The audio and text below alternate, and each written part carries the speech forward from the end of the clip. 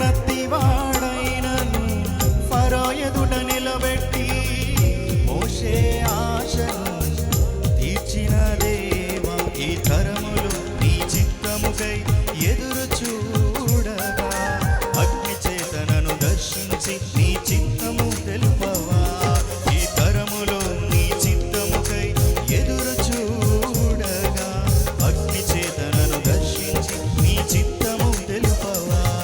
ఒక ఆశ ఉందయ్యా నా కోరిక